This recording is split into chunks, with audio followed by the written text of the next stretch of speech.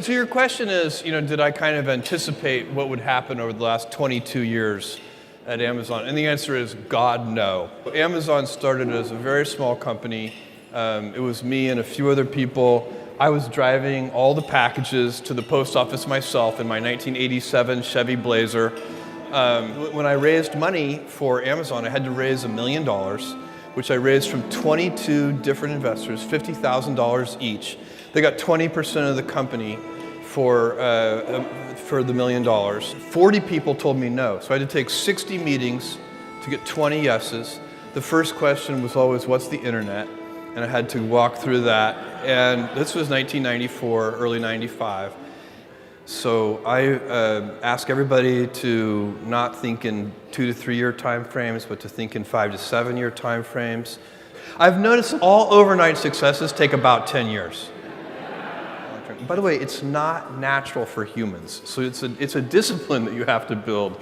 The kind of get rich slowly schemes are not big sellers on infomercials. And so that's something that you have to sort of steel yourself for, and discipline and teach over time. So the thing I worry about the most is that we would lose our way in one of those things, that we would lose our obsessive focus on customers, or would somehow become short-term oriented, or would start to become overly cautious, kind of failure averse, and therefore unable to invent and pioneer. You cannot invent and pioneer if you cannot accept failure. And then the other thing I would advise any entrepreneur or large business or large organization, you need to identify your big ideas, and there should only be 2 or 3 of them. And the good news is that the big ideas are usually incredibly easy to identify.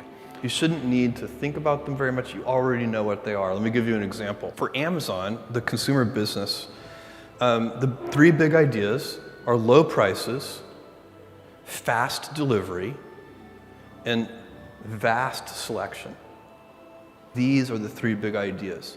How do we always deliver things a little faster? How do we always reduce our cost structure so that we can have prices that are a little lower? And the good thing about these big ideas is they will be stable in time. So I know for a fact that 10 years from now, customers are still going to like low prices. It's not very hard to figure out what the big ideas are, and then you can keep putting energy into those things, and you spin up those flywheels, and they'll still be paying you dividends 10 years from now.